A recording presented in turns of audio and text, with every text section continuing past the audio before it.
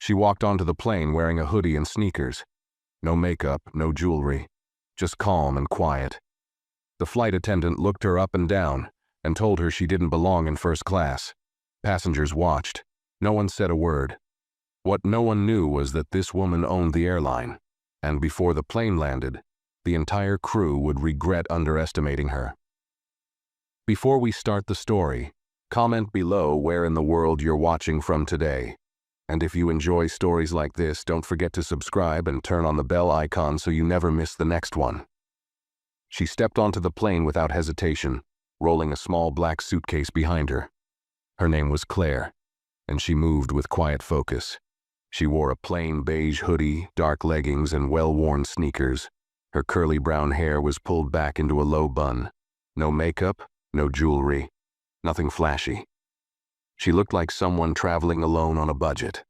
Nothing about her appearance said luxury, but she didn't care. She wasn't here to prove anything. At the entrance of the first-class cabin, a flight attendant named Cheryl greeted her with a practiced smile. Cheryl glanced at Claire's boarding pass, then at Claire. Her smile flickered slightly, replaced by a look of confusion or doubt. She scanned the pass again, then stepped aside. "First class is through here," Cheryl said, her voice polite but clipped. Claire nodded and walked to seat 1A. She lifted her suitcase into the overhead bin without help, then sat down and pulled a small tablet from her backpack. She didn't look around. She didn't need to. She already knew what people would see. A young woman dressed casually, sitting in a seat many assumed was reserved for executives and elite travelers. She was used to that look. A few minutes passed. Cheryl returned. This time she leaned down beside Claire's seat and spoke quietly, but not quietly enough. "Ma'am, are you sure this is your seat?" she asked. "This section is reserved for our premium guests." Claire calmly held out her boarding pass again. She didn't flinch. She didn't even sigh. Cheryl took it with a tight smile and studied it once more, her eyebrows creasing. "Well, it says 1A, she mumbled. "But I'll need to double-check with the gate. Sometimes there are system errors." She didn't wait for a response. She turned and walked back toward the front of the cabin, moving quickly. A man named Patrick sitting nearby leaned toward his wife, Rachel. "Did you see that?" he whispered. Rachel gave Claire a brief glance, then quickly looked away. Neither of them said anything else. Claire sat still, no expression. Her fingers tapped the side of her tablet lightly. This wasn't new. People always looked twice when she showed up somewhere unexpected. She opened a private messaging app, tapped out a short line, and hit send. "Crew flagged, Flight 118, situation noted." Then she closed the app, leaned back in her seat, and stared out the window. Cheryl didn't know. No one on that flight did. But they were about to find out. Claire remained still in her seat, her face calm, her hands folded neatly on her lap. Outside the window, the runway glowed under the morning light, but her attention stayed inward. She wasn't surprised by what just happened. She had seen it play out before, in boardrooms, hotel lobbies, upscale restaurants, people judging her worth before she ever said a word. A few rows ahead, Cheryl reached the galley and picked up the in-flight phone. Her voice dropped low as she called the gate desk, asking for ticket confirmation. She didn't mention Claire by name.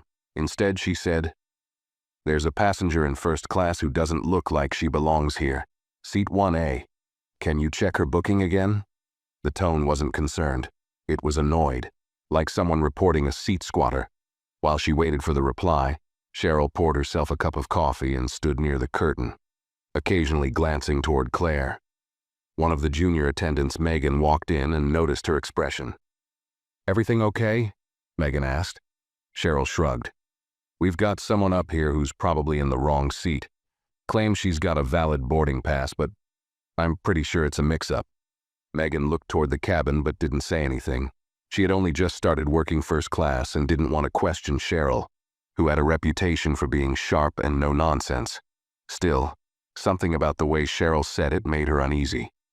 Back in her seat, Claire's phone buzzed gently on her lap. She glanced down and read the short reply. "Received, Captain notified. Let us know if it escalates." She put the phone away without a change in expression. The plane was nearly full now. Passengers were stowing bags, finding seats, adjusting headrests. The hum of boarding filled the cabin, but Claire remained completely still, waiting. She didn't need to act. She had already sent the message. The rest would happen on its own. Cheryl returned moments later, holding a small tablet in her hand. She stopped in front of Claire's seat, her eyes hard. "I spoke with the gate," she said. "They said your ticket checks out. But I need to remind you that first class has expectations. We don't tolerate seat swapping or misunderstandings, is that clear?" Claire turned her head slowly, meeting Cheryl's eyes without a single blink. "I never swapped seats," she said. Her voice was quiet but firm. "And there's no misunderstanding." The tension hung between them for a moment. Cheryl said nothing more. She gave a short nod, turned, and walked away. Claire exhaled, not out of frustration, but with something closer to tiredness. They still didn't know who she was. And soon, that would matter. The doors of the aircraft closed with a soft thud, and the cabin crew began final checks. Cheryl moved down the aisle, fixing seatbelts, adjusting trays, avoiding Claire's row as if it didn't exist. Claire didn't mind. She had already been pushed aside before saying a single word. That was enough to tell her everything. In the cockpit, the captain reviewed the flight manifest on his screen. A red alert had just appeared, one he had never seen before. It was marked with a high-level flag. "Owner on board, Seat 1A. No announcement required. Monitor treatment." He stared at the message for a moment, then turned to his co-pilot. "We've got someone important on this flight," he said quietly. "Celebrity?" "Worse," the captain replied. "The boss." He didn't press the intercom just yet. He wanted to see how things played out. Meanwhile, Cheryl returned to the galley. Megan was restocking drink carts, but she glanced over as Cheryl walked in, clearly unsettled. "She's still sitting there?" Cheryl asked sharply. Megan hesitated. "Yeah. Her name's on the manifest. Seat 1A is hers." Cheryl frowned, not ready to accept it. "I've worked first class for 12 years. I know the type of people who sit up here." Megan stayed quiet. Cheryl continued, lowering her voice again. "She's dressed like she just walked in from a bus station. Probably got bumped by mistake. Happens all the time." "She showed her ticket twice," Megan said softly, then added, "and she didn't do anything wrong." Cheryl gave her a long stare. "You'll understand eventually. In this job, you learn how to spot who belongs and who doesn't." That sentence sat in the air like a bad smell. Back in her seat, Claire closed her eyes briefly, blocking out the low hum of the cabin and the quiet voices around her. She had heard everything. Her seat wasn't far from the galley. The curtain hadn't been fully closed, and Cheryl had spoken loudly enough for anyone in the front rows to hear. She didn't move, didn't react. She just reopened her tablet, tapped once, and entered a new message. "Cabin crew confirmed. Attitude logged. Proceeding." She placed the device back in her bag and looked forward, eyes focused now. The real misunderstanding was about to begin. The plane began to taxi slowly across the runway, and the usual announcements echoed through the cabin. Seatbelts clicked, phones were switched to airplane mode. Claire leaned back into her seat, her posture calm, her expression unreadable. She didn't look angry and she didn't look afraid. She looked like someone waiting for the truth to arrive. On schedule. A few rows behind, Patrick glanced toward her again. His curiosity had been growing since boarding. He couldn't stop wondering how someone dressed so plainly had ended up in the first row of first class. His wife, Rachel, nudged him. "Stop staring," she whispered. "I'm just saying," Patrick replied under his breath. "She doesn't look like the usual crowd up here." Rachel gave him a look, but didn't argue. She had wondered the same thing. Cheryl, now seated in her jump seat for takeoff, glanced toward the front row again. Claire hadn't asked for anything. No drink, no help with her bag, no questions. But somehow Cheryl felt challenged. Like her authority had been questioned simply because someone unexpected had shown up in a seat she didn't believe they deserved. The engines roared softly, and the plane lifted into the air. Once they reached cruising altitude and the seatbelt signs turned off, Cheryl stood and immediately walked toward the front of the cabin. She reached for a tray of drinks, then paused and turned to Megan. "Don't worry about 1A, I'll handle her." Megan opened her mouth to say something, but Cheryl was already gone. Cheryl reached Claire's seat with a fake smile and a glass of sparkling water. "Would you like something to drink?" she asked, placing the glass on the tray table without waiting for a reply. "We have fresh juice, coffee, and champagne available too, for our premium guests." Claire looked up, calm as ever. "You didn't offer me anything before takeoff," she said plainly. Cheryl stiffened. "We were busy preparing the cabin." "No," Claire said, her voice still soft. "You offered everyone else, you skipped me." Cheryl said nothing for a second. Then she gave a short, awkward smile. "Well, I'm here now." Claire nodded slowly. "Yes, you are." She picked up the glass and took a sip without another word. Cheryl stood there, unsure of what else to say. Her usual confidence was beginning to slip. She gave a tight nod and turned away. As she walked back toward the galley, her face flushed slightly. She didn't understand why this was bothering her so much. It wasn't like she hadn't questioned passengers before. But something about this one felt different. The silence, the stillness, the way Claire spoke, without fear, without apology, it unsettled her. In the cockpit, the captain received another quiet notification on his screen. "Continue monitoring cabin. Report after landing. Priority 1A." He exhaled slowly and turned to his co-pilot. "Better keep an eye on the front," he said. "Something wrong?" "Not yet," the captain replied, watching the screen. "But it's coming." Claire scrolled slowly through her tablet, pretending to read, but her mind was sharp, catching every whisper, every shift in tone. Across the aisle, Patrick had gone quiet. He still glanced her way occasionally, but now it was different. His earlier smirk was gone. Now there was discomfort in his eyes, like he was starting to wonder if maybe he had misjudged her. In the galley, Cheryl was pacing. She didn't like how things felt. That woman in 1A wasn't reacting the way most passengers did when challenged. There were no complaints, no nervous explanations, no attitude. Just silence. That silence was making her nervous. Megan was stacking snack trays beside her, quietly observing. After a moment, she spoke. "Did she say anything to you?" she asked. Cheryl shook her head. "Not really. Just gave me that look like she's better than me." "Maybe she's just not like the others," Megan replied. "Doesn't mean she's wrong." Cheryl stared at her, her jaw tightening. "She doesn't belong up here. I've been in this job long enough to know when something's off." Before Megan could answer, the intercom crackled. The captain's voice came through, smooth and calm. "Cheryl, please report to the cockpit." Her stomach dipped. That wasn't normal. Crew weren't called up mid-flight unless something was serious. She wiped her hands on a napkin and walked quickly toward the front. Claire watched her go. No smile, no reaction. Just quiet. Inside the cockpit, the captain looked up as Cheryl entered. He motioned for her to close the door. "There's something you need to know," he said, keeping his tone even. "Seat 1A. The woman you confronted at boarding." Cheryl folded her arms. "Yes? She's not just a passenger. She's the new owner of the airline." The words hit like ice water down her back. Cheryl blinked. "What?" The captain turned the screen toward her, showing the message flagged by corporate. The name on it matched the passenger manifest. Claire Bennett, majority shareholder, executive override permissions, real-time monitoring active. Cheryl felt her breath catch. "She's reviewing this flight," the captain added. "This isn't a drill. She's here for a reason."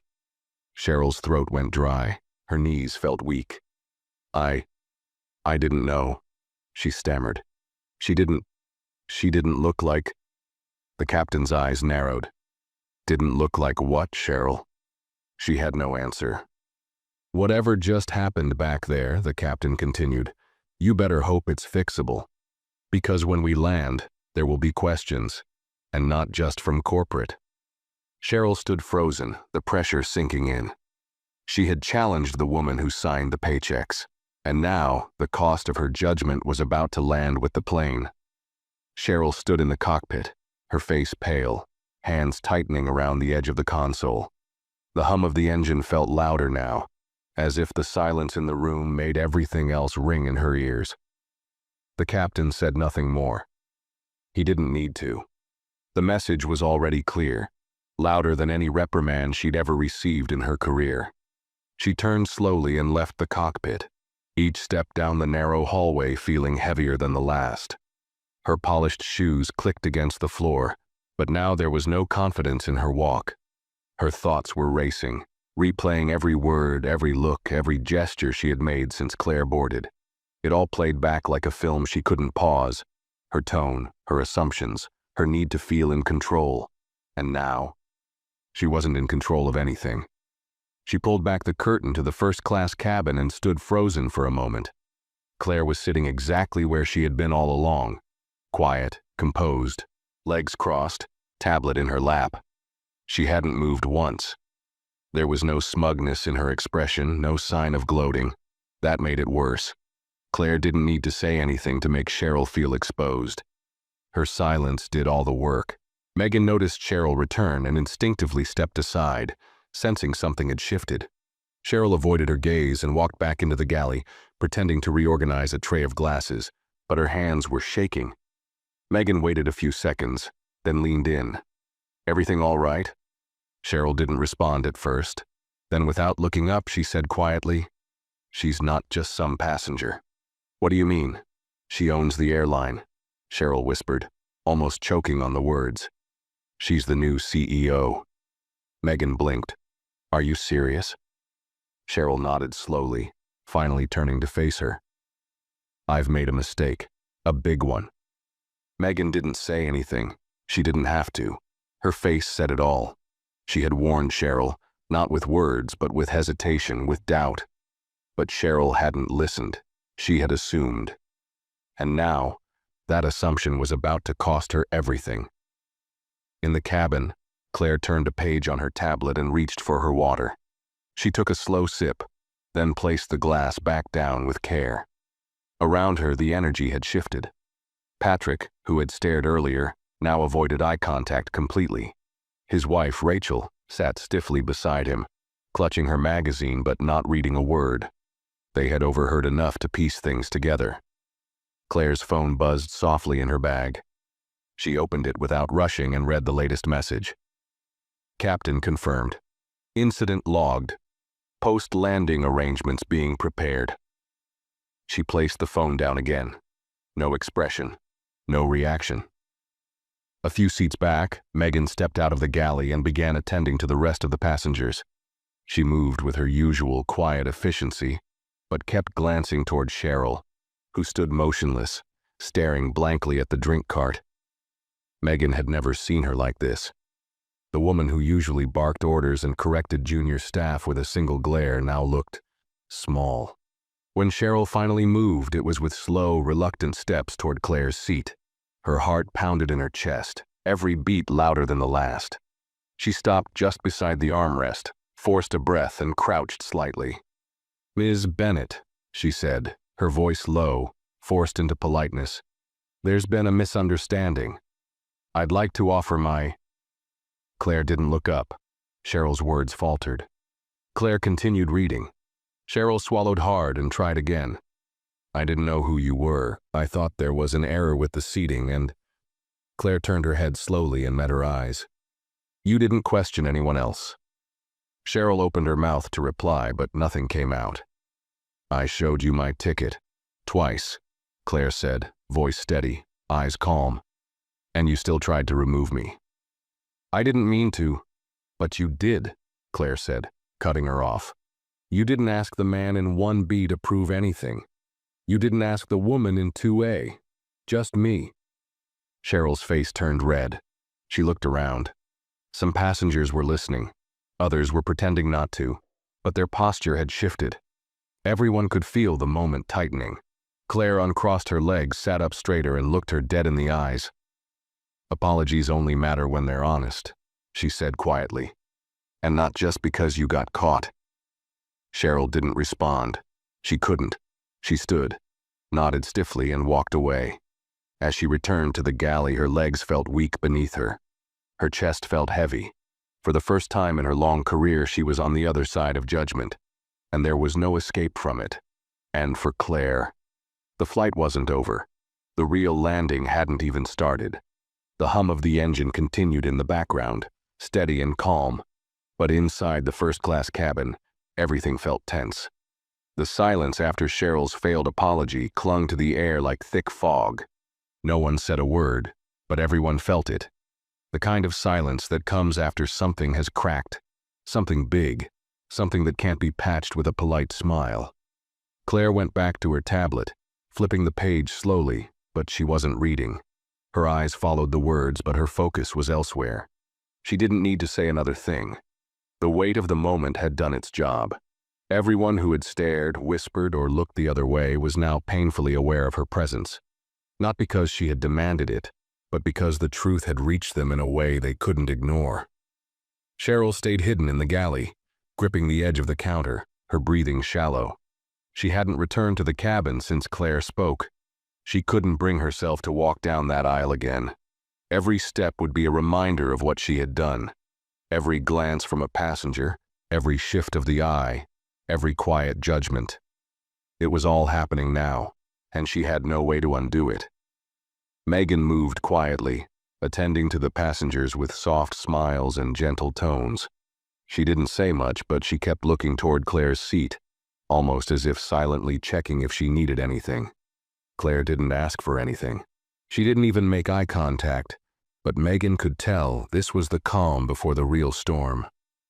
Rachel finally broke the silence between her and Patrick. Her voice was low, barely above a whisper. "I think she heard everything." Patrick nodded.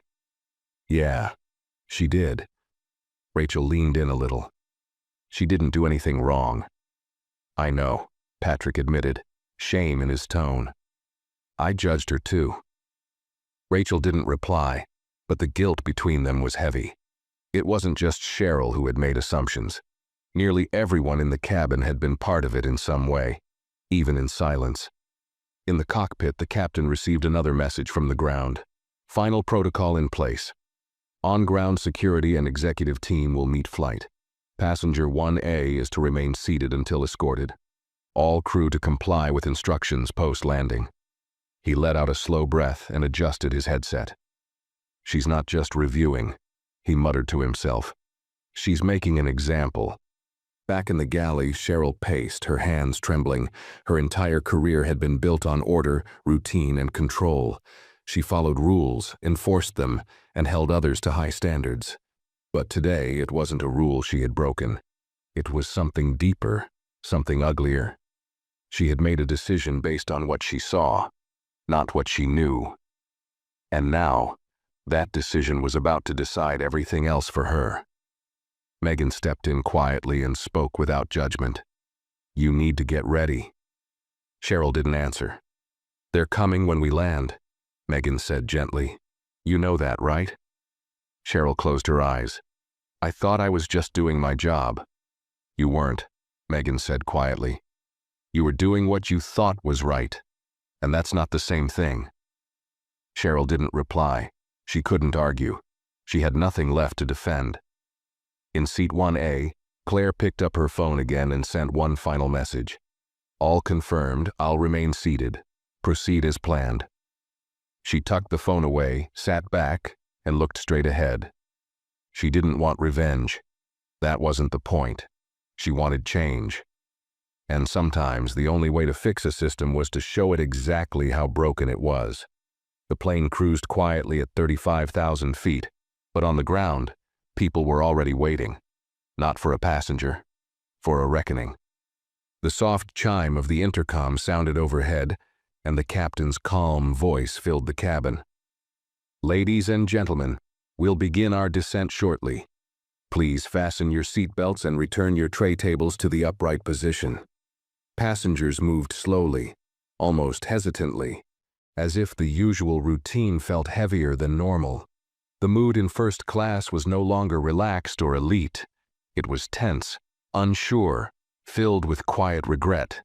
Those who had once looked down on Claire now avoided looking at her at all.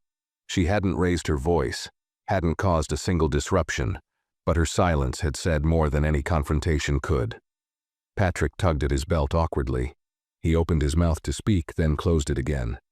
After a pause, he leaned slightly toward Claire's seat. I just wanted to say," he muttered. "What happened earlier, that was wrong." Claire didn't look at him. "I mean, I saw it and I should have said something," he continued. "I didn't. I just sat there like it wasn't my business. I guess I just assumed." Claire turned her head slowly, just enough to meet his eyes. He went quiet instantly. "People always assume," she said simply, "and when they're wrong, they stay quiet." Patrick lowered his gaze. "You're right. I'm sorry." Claire didn't respond. He wasn't saying it for her. He was saying it for himself.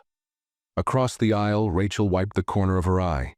She didn't know why she felt so emotional, but something about the way Claire spoke, so controlled, so steady, cut through the excuses she had been building in her head. Rachel had judged her, too, not with words, but with silence, and now that silence felt like guilt. At the front of the plane, Cheryl stood frozen behind the curtain, staring down at the floor, gripping the edge of the drink cart as the aircraft began its descent. Every second felt like a countdown. Her throat was dry, her palms damp. She had spent the last hour trying to think of the right thing to say, the right way to explain, the right tone to take. But none of it would matter. Not now. Megan approached quietly, her voice low. "Security's at the gate," she said. "They're not here for trouble, just protocol." Cheryl nodded slowly, eyes distant. "Do you think I'll lose my job?" Megan didn't answer right away. Then she said softly, "I don't know." It was the most honest thing anyone could have said. Claire remained calm as the plane tilted forward into descent. She fastened her belt, placed her tablet into her bag, and sat with her back straight. Outside the window, the clouds parted, revealing the city below. Sunlight catching the tops of buildings, highways twisting like veins through the streets. She thought about the thousands of passengers who flew every day. People like her who were questioned, judged, dismissed. People who never had the chance to speak up. She thought about her father, the man who built this company from nothing, who told her once, "The sky doesn't care who you are, but the people in the cabin often do." Now she knew exactly what he meant. As the plane dipped lower, the seatbelt sign dinged again, and the landing gear clicked into place beneath them. The cabin grew quiet. Too quiet. In the cockpit, the captain gave one last update to the ground crew. "Confirmed. Passenger 1A is seated. Protocol in motion." At the gate, a black car waited beside the terminal. 2 security staff and a senior airline executive stood nearby, watching the jet bridge with alert eyes. None of them looked surprised. They had been briefed, and they knew better than to take this lightly. Back on board, Cheryl gripped the jump seat belt across her chest and stared at the back of the cockpit door. Her mind replayed every moment, her voice, her tone, her words, the way she had smiled too tightly, the way she had tried to make Claire feel small. She had spent her whole career enforcing rules, believing that made her strong. But now she understood something she hadn't before. Rules meant nothing if they were handed out with bias. The wheels touched the runway with a soft, steady bump. The plane slowed, taxied to the gate, and finally came to a stop. The chime sounded again. "Welcome to your destination," the captain said. "Please remain seated until the seatbelt sign has been turned off." The light above flicked off, and then came the moment Cheryl had been dreading. The door opened, and the consequences stepped on board. The door to the aircraft swung open with a smooth hiss, and the cabin filled with a wave of airport air. Cooler, heavier, and strangely charged. No one stood. No one moved. Every passenger in first class remained seated, eyes forward, breaths held. It was as if the entire plane had agreed, without a word, that something serious was happening, and they didn't want to be part of it. only witnesses from the sidelines.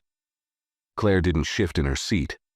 Her posture remained the same, upright, composed, still. Her bag was zipped, her belt unfastened, hands resting calmly on her lap. The quiet power in her presence hadn't faded. If anything, it had grown stronger with every minute. From the front door, a tall man in a charcoal suit stepped inside. His badge clipped to his coat read, "Senior Operations." His expression was unreadable, professional to the bone. Behind him, 2 security officers in Navy uniforms followed, not in a rush, not aggressive, just focused. They weren't here to cause fear. They were here for protocol. They were here for accountability. Passengers stared at the scene in silence, pretending to be uninterested while watching every detail from behind sunglasses, newspapers, and fake yawns. The man in the suit scanned the cabin until his eyes landed on Cheryl, who stood just inside the galley, pale and rigid. "Ma'am," he said firmly, "we need to speak with you. Please collect your belongings and step out with us." Cheryl opened her mouth, then closed it again. Her hands trembled as she reached for her blazer hanging near the service hatch. Her legs didn't want to move, but she forced herself forward. As she passed the passengers she had once served with control and confidence, her shoulders felt heavy. She could feel their eyes on her, not out of respect, but discomfort. She reached Claire's row and paused for half a second, as if wanting to say something again. Claire didn't look up. She didn't need to. Cheryl lowered her head and continued walking. The executive turned slightly to let her pass, then followed behind with the officers. Rachel let out a breath she didn't know she had been holding. Patrick cleared his throat and sat back, stunned by how quickly control had flipped. Neither of them spoke. As Cheryl stepped off the aircraft, the door closed behind her with a thud that sounded far too final. Inside the terminal, she was led down a side hallway, away from the arriving passengers. Her heart pounded in her ears. She had walked through this airport thousands of times, but now every step felt unfamiliar. Too loud, too exposed, too slow. She was escorted into a small conference room with frosted glass walls. Inside, another executive waited, a woman with sharp eyes and a calm voice. A folder sat in front of her. She motioned to a chair. "Please sit," she said. "We've reviewed the incident during Flight 118. Cheryl sat down, her knees unsteady. She tried to hold her chin up, but her voice betrayed her. "I didn't know who she was," she began. She didn't look like—" The woman raised a hand. "This is not about who she is. It's about what you assumed, and more importantly, how you acted." Cheryl fell silent. The executive opened the folder, revealing printed statements, reports from the crew, a timeline of the entire flight.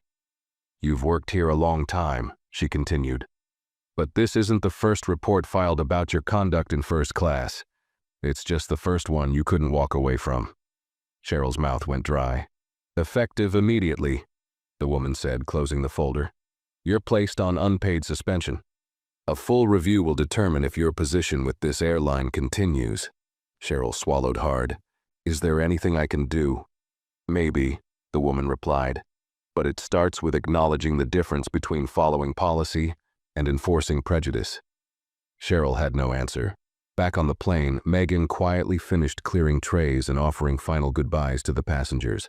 She approached Claire's row as the last of the cabin began to empty. "Ms. Bennett," she said softly, "just wanted to say, I'm sorry for everything, not just what happened, but that no one stepped in sooner." Claire looked up at her finally. "You did more than most," she said. Megan nodded, a mix of relief and sadness crossing her face. "If there's anything you need, anything at all, just let me know." Claire gave her a small, respectful nod. "Thank you. I'll be fine." And she meant it. Megan stepped aside as Claire rose from her seat, lifted her bag, and walked down the aisle. Her steps were quiet, but each one carried the full weight of what had happened, and what it had changed. Not just for Cheryl, but for everyone who thought power only looked a certain way. At the top of the jet bridge, the executive from earlier waited by the gate. "Ms. Bennett," he greeted, "car is ready for you. Press has been informed of a closed-door briefing only. No photos, no chaos, just as you requested." Claire nodded. Good. They walked side by side toward the private exit. This wasn't about attention. This was about responsibility. The black sedan waited just outside the private terminal doors, engine running, windows tinted. Claire stepped out of the building with the executive beside her, the weight of the entire flight still clinging to the air around them. The walk to the car was short, but it felt longer than any runway she'd ever crossed. No crowd, no cameras. Just a silent moment of truth between what had happened above the clouds and what needed to happen next on the ground. The driver opened the back door without a word, and Claire slid in smoothly. The door shut behind her with a soft click. The car pulled away, leaving behind the terminal, the plane, and a storm of conversations that had already started inside the airline's upper ranks. Inside the car, she didn't reach for her phone or her tablet. She didn't scroll through messages or open her emails. She stared out the window, her reflection barely visible against the tinted glass. The buildings passed slowly, shadows stretching across the pavement. She thought about the people still in the terminal, the passengers who had watched everything unfold but said nothing until it was over. She didn't blame them. Silence was easier. It was safer.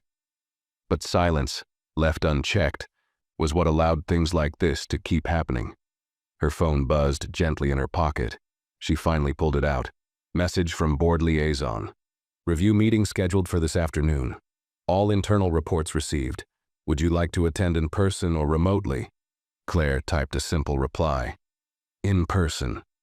She placed the phone on the seat beside her and leaned her head back. The leather was cool, the ride smooth, but her mind didn't rest. She wasn't angry, not in the way people expected. She wasn't the type to shout, to threaten, to humiliate in return. That wasn't how change lasted. What she wanted wasn't just an apology. She wanted the culture to shift, the judgment that lived in uniforms, in smiles, in tones of voice. It had to be dragged into the open, made visible, made uncomfortable. The car pulled into the underground parking entrance of the company's headquarters. Security staff nodded as they passed, and moments later, Claire stepped out and walked through the familiar glass doors of the executive wing. Inside, a row of senior leaders sat waiting, men and women in suits, their faces serious. Some had worked for her father. Others had only ever known her as the quiet presence in the back of boardrooms, the one who listened more than she spoke. But today, she wasn't in the background. As she entered the room, every conversation stopped. She didn't smile. She didn't sit. She walked straight to the head of the table and placed her bag down gently. The woman leading the meeting, Lydia, head of policy and compliance, stood to greet her. Ms. Bennett, thank you for coming in person. Claire nodded. This doesn't get fixed from behind a screen. Lydia gave a short, respectful smile and gestured toward the seat. Claire sat, calm and ready. A large monitor lit up at the far end of the table. On screen, images from the flight scrolled. Boarding records, crew assignments, internal messages sent from the cockpit, an entire digital footprint of the incident. Lydia opened a file in front of her. We've reviewed the full timeline. Cheryl Martin has been suspended pending further investigation. She's admitted to making assumptions, but she's asked for a chance to respond formally. She'll get that chance, Claire said. Lydia nodded. We've also received 2 additional crew reports from previous flights referencing similar behavior. No action was taken at the time. Claire raised her eyebrow. And why not? Passengers didn't file formal complaints, Lydia replied, her tone tightening. Which is often the case. They feel ignored, or they don't believe anything will change. That's what I want to fix, Claire said. Starting now. She pulled out a thin folder from her bag and slid it across the table. This is a draft policy. Bias awareness training for all staff. Anonymous passenger reporting. Randomized reviews of first-class service footage. And every single report, formal or informal, must be logged. The room was silent. Anyone who sees a passenger as a problem just because they don't fit their idea of wealth, Claire continued, doesn't belong in a position of service. We don't need more apologies. We need prevention. Someone at the far end cleared his throat. Won't that create resistance? The union might... Claire cut him off. politely but firmly. Then let them resist. They can resist fair treatment if they want to, but not while wearing our uniform. Lydia looked down at the folder, then up at Claire. We'll push it forward today. Claire nodded once. Make it public. I don't want this buried in an email. People need to know we're not ignoring this. The meeting continued for another 30 minutes, filled with details, timelines, and policy language. But the tone had changed. No one questioned her authority. No one doubted her intentions. What happened on Flight 118 wasn't just a mistake. It was a mirror. And now the airline had to face its reflection. When the meeting ended, Claire stood and gathered her things. Ms. Bennett, Lydia said quietly as Claire reached the door. One more thing. Cheryl sent a written apology. Would you like to read it? Claire paused for a second, then shook her head. Not yet. And with that, she walked out. She wasn't finished. She was just getting started. Claire stepped out of the boardroom with the same quiet grace she had carried throughout the flight. But as the door closed behind her, the weight of the day settled across her shoulders. The corridors of the headquarters felt colder now, not physically but emotionally. This was the same building where she had once followed her father through meeting after meeting, watching him navigate a world where he had to work twice as hard to be taken seriously, where he had taught her how to speak softly and still be heard. She passed by framed portraits of former executives, glass walls showing open offices, and employees tapping away at keyboards. Most didn't look up, but the few who did gave her that same look, half curiosity, half respect, mixed with something else. The awareness of who she was had finally settled in. Not just the CEO, not just the owner's daughter. She was now the symbol of something uncomfortable for them. Accountability with a calm face. Claire reached her corner office and stepped inside. The door clicked shut behind her. She placed her bag on the small table near the window, walked to her desk, and sat down slowly. For a moment, she just sat there staring at the large screen in front of her. No messages, no alerts. Just the soft glow of a desktop that had been quiet for too long. She opened her inbox. There were over 200 new emails, some from corporate teams, some from news outlets, some from passengers who had been on the flight. She ignored them all and opened one specific folder marked Incident Reports. There, sitting at the top, was the one she had been expecting. Subject, Formal Apology. Cheryl Martin. She hovered the mouse over it for a moment, then moved it aside. She wasn't ready. Not because she was angry. She wasn't. She just didn't need another explanation to understand what had already been revealed in plain view. The apology wasn't the issue. The mindset was. Her assistant knocked lightly and stepped in.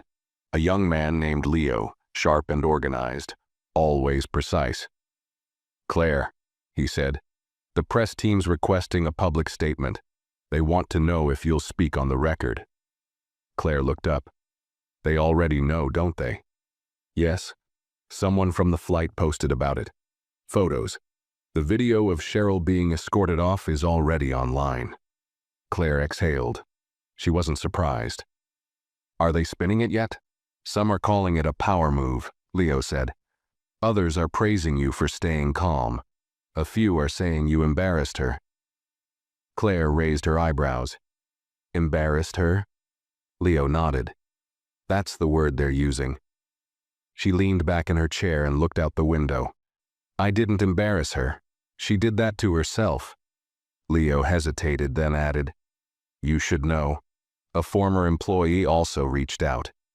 She says Cheryl did something similar to her last year. No one believed her.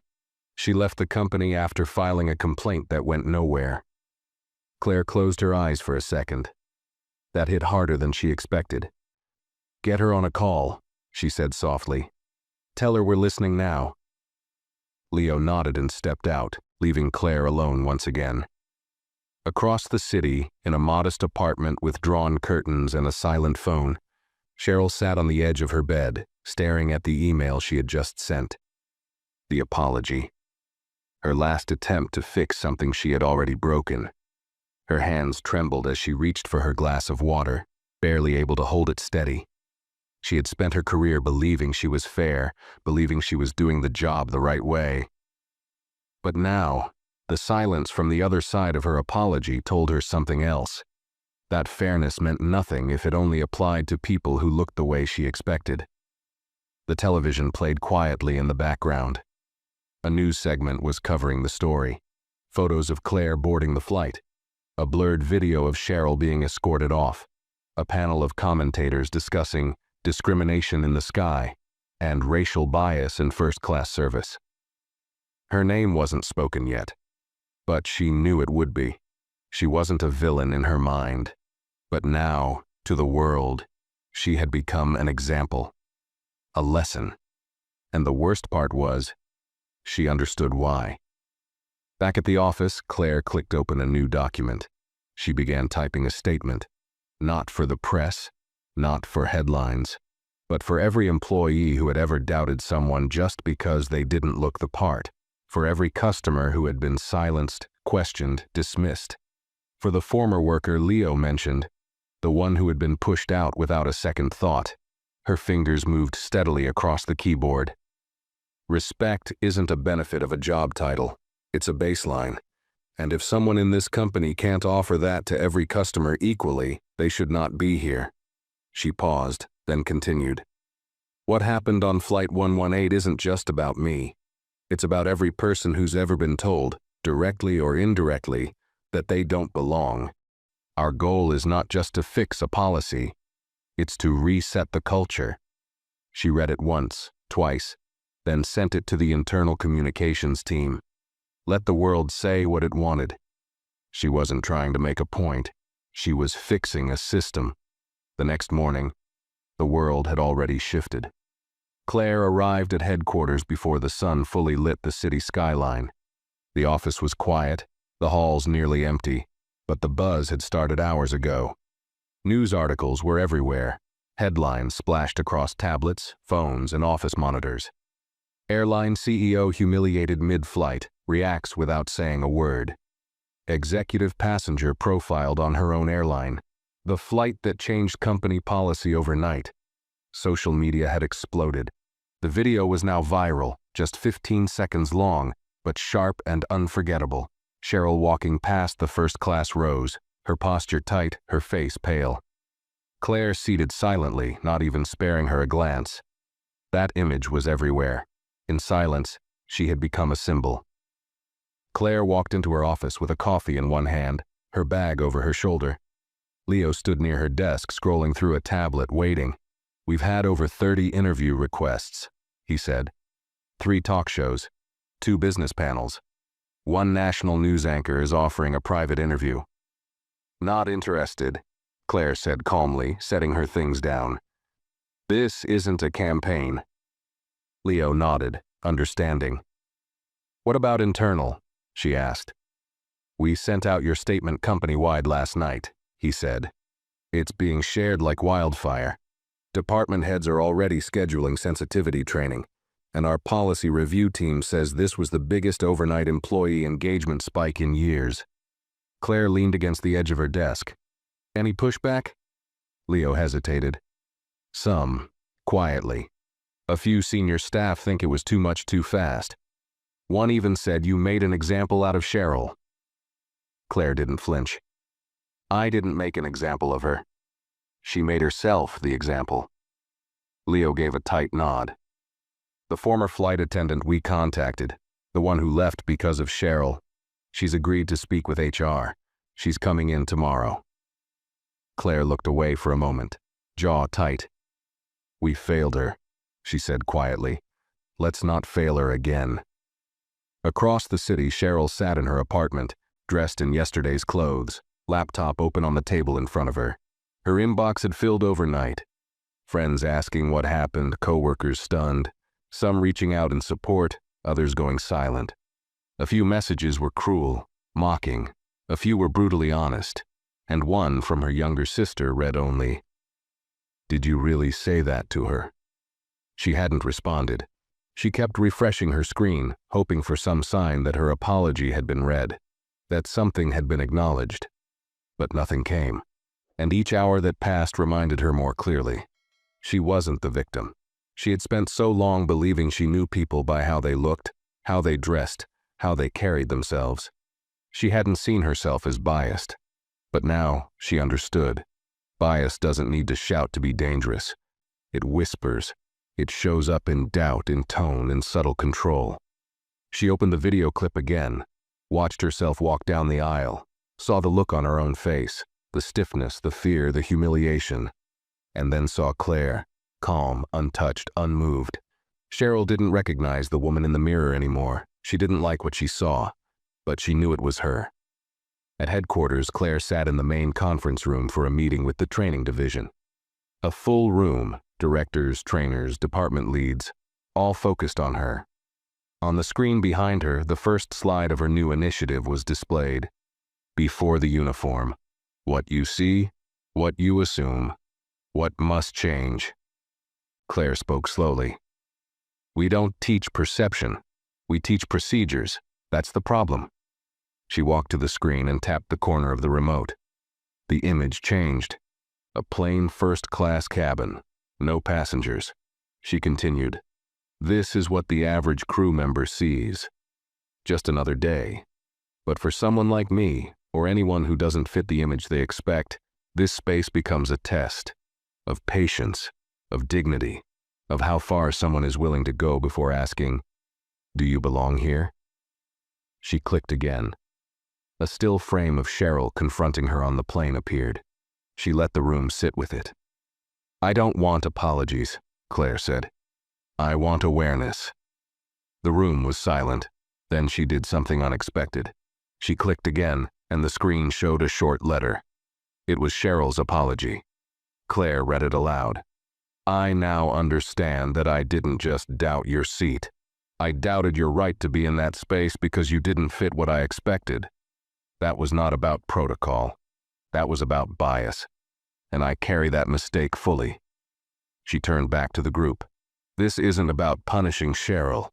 It's about making sure there are no more Cheryls. Not because people fear consequences, but because they've been taught to see differently. Someone near the back of the room raised a hand. Do you think she meant that apology? Claire paused, then said, I don't know. But even if she didn't when she wrote it, maybe reading it out loud in this room will help someone else mean it when it matters. When the meeting ended, people didn't rush out like usual. They lingered, quiet, thoughtful. Some approached Claire just to say thank you. Others walked out without a word, faces drawn with something more complicated than agreement, something closer to recognition. In her office later that evening, Claire stood by the window again. Lights from the city blinked softly in the distance. The airline's logo glowed on the tower across the street. It had been her father's dream. And now it was hers. But more than a business, it was becoming something else. A platform. Her phone buzzed. One new message. From Cheryl. Thank you for reading my apology. I know I don't deserve your forgiveness. But I do want to learn. If that's still allowed. Claire stared at the message for a long moment. Then she typed her reply. Learning is allowed. So is accountability. Let's see what you do next. She hit send. It was never about revenge. It was always about responsibility. The days that followed turned the quiet spark of a single flight into a wildfire of conversation. Headlines faded, but the story stayed. It wasn't just trending. It had settled into people's minds. In airport lounges, in break rooms, in flight attendant training centers, the name Claire Bennett was no longer just tied to the title of CEO. It had become a line in a bigger conversation about image, judgment, and the silent filters people used every day to decide who belonged where. Inside the airline's headquarters, a shift had started. Not loudly, not all at once, but in steady, visible steps. Meetings that were once rigid and formal became open dialogues. Employees began speaking up about things they'd kept quiet for years. Cabin crew shared stories they'd buried. Ticketing agents admitted to moments they now regretted. The words, "That's just how it is," started disappearing from internal memos. Claire moved through it all like gravity, steady, present, never needing to raise her voice. Every decision she made in those days was purposeful. She attended training workshops not as an observer, but as a participant. She sat beside junior employees, asked questions, listened. She made it clear, this wasn't about one incident. This was about everything that led up to it. The new training module launched within 2 weeks. It was mandatory, not just for cabin crew, but for every employee, from executives to part-time staff. The title was simple: Assumption is not policy. The first slide featured no images, just a single quote. Bias doesn't wear a uniform. It wears comfort, and that's why it's dangerous. The modules didn't just focus on race or appearance. They went deeper, into language, tone, silence, and the things people don't say but still communicate. Every lesson included role play, footage from actual flights, anonymous employee stories, and one case study that every team reviewed. Flight 118. During one of the workshops, a young trainee named Melissa raised her hand after the final video ended. Her voice trembled slightly. "What if we mess up?" she asked. "Even with all this training? What if we still say the wrong thing, or act without realizing?" Claire, seated in the back, stood and walked to the front without a word from the facilitator. She didn't lecture. She just spoke with the same steady truth she'd used from the beginning. "You will mess up," she said. "We all will. That's human. But when it happens, what matters is whether you double down or step back and ask why." She looked around the room. Dozens of faces, young and old, watching her like a lighthouse in thick fog. "This isn't about perfection," she continued. "It's about presence, about not letting your habits speak louder than your humanity." Silence filled the room, but it wasn't the uncomfortable kind anymore. It was reflection. Meanwhile, back in Cheryl's world, the silence was a different kind. She had started her mandatory sessions quietly, sitting in the back of each training room, avoiding eye contact, her notepad nearly empty on the first day. But something shifted as she listened. She saw reflections of herself in the scenarios, phrases she had used, expressions she had worn, the same instincts she once trusted now staring back at her like mistakes written in bold ink. During a small group exercise on the third day, she spoke for the first time. "I didn't think I was that kind of person," she said. "I always believed I treated everyone the same. But now I see. I was treating people based on what I expected from them, not what they deserved." Her voice broke slightly and she cleared her throat. "I made someone feel small just for existing in a place I didn't expect her to be. That wasn't a mistake. That was me needing to be more than I was willing to admit." The room didn't applaud. No one needed to. The moment didn't ask for praise. It asked for truth, and Cheryl had finally answered. Later that week, she requested a face-to-face meeting with Claire. It wasn't required. In fact, no one encouraged it. But she wanted to speak, not to save her job, but to own her actions. The meeting was scheduled quietly. No formal announcement. Just two people in a small sunlit conference room, with a pitcher of water and no audience. Cheryl sat across from Claire, nervous but composed. She wasn't in uniform. She wasn't standing with clipped professionalism. She was just a woman facing someone she had wronged. "I want to thank you for not destroying me," she said plainly. "You had every chance." Claire looked at her, calm. "I didn't want to destroy you," she replied. "I wanted you to understand the damage you almost did." Cheryl nodded. "I do now. I don't expect forgiveness. But I wanted you to hear me say that. I'm trying to become someone who would have treated you differently, even if I didn't know who you were." Claire let the silence sit before responding. "Then make sure you treat everyone differently," she said. "Not just people like me." They sat in silence after that. Not tense, not bitter. Just two people understanding the long road between recognition and repair. When the meeting ended, Claire walked Cheryl to the door. No handshake, no performance, just a quiet moment of acknowledgement. And as Cheryl stepped out into the hallway, she didn't feel finished, but she felt something new, ready to start.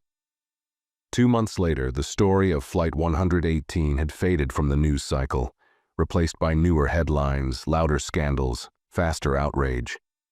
But within the airline, within the culture Claire had quietly reshaped, it hadn't faded at all. The ripple of that single flight had turned into a wave of change, not just in procedures or training manuals, but in conversations, in how employees carried themselves, and in how passengers were now watched, not for what they looked like, but for how they were treated.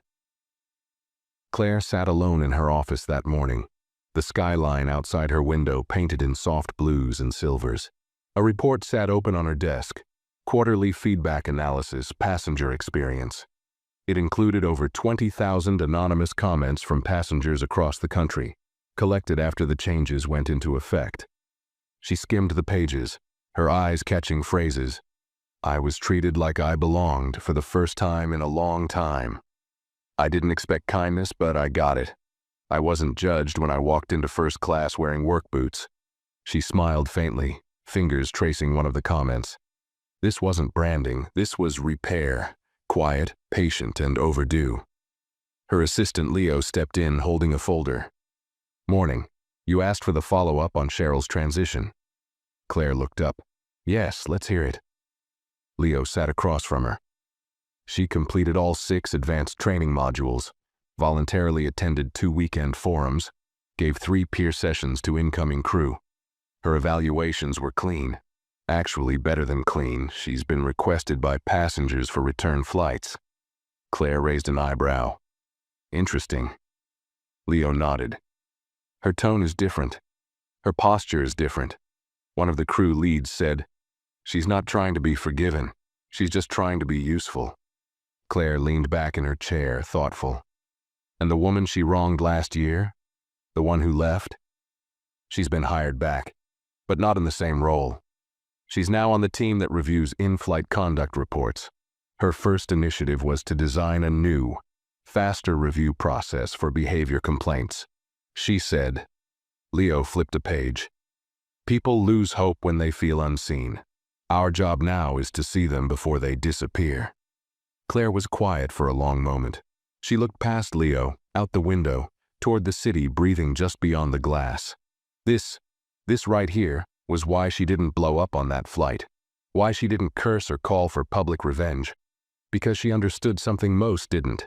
The most powerful change often doesn't look like fire. It looks like water, quiet, slow, persistent. Eventually it carves through stone. "Set up a meeting," she said softly. "I want to speak to both of them, together." Leo nodded. "Anything else?" "Yes," Claire said, lifting the feedback report. "Let's highlight these passenger stories, real ones. Share them internally.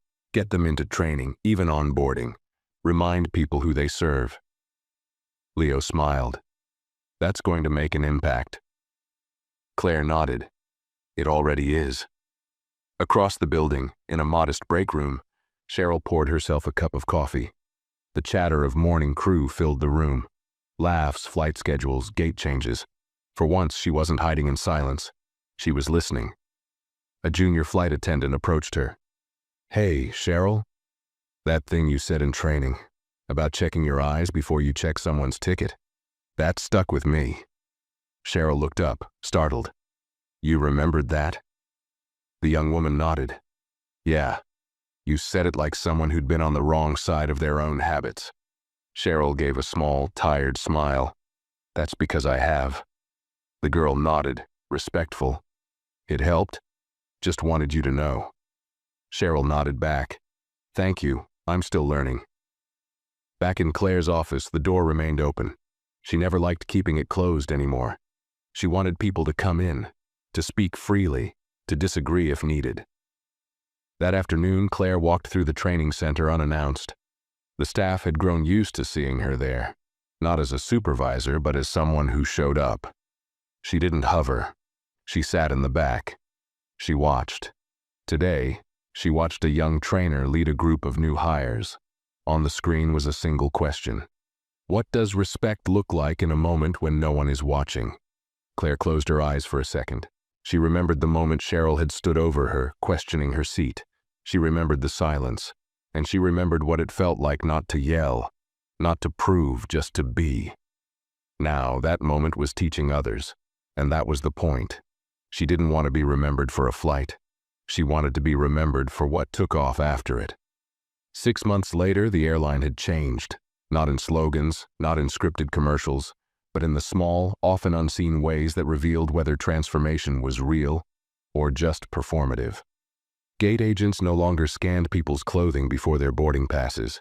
Flight attendants, even the seasoned ones who once grumbled about corporate interference, had started asking passengers if they were comfortable, not just offering champagne, but eye contact.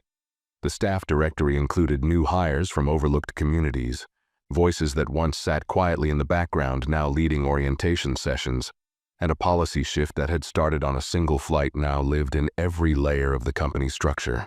Claire walked through the terminal at one of the airline's busiest hubs, unnoticed in her dark jeans and navy jacket. She carried no security, no visible title, just a small shoulder bag and a boarding pass. It wasn't a planned inspection. She didn't want a tour. She wanted a moment, a real one. No one recognized her, and that's exactly what she wanted. She stopped near gate 42 and watched the boarding process. A young man in a wrinkled hoodie approached the desk. The gate agent, a woman in her early 30s, gave him a polite smile. "Boarding pass, please."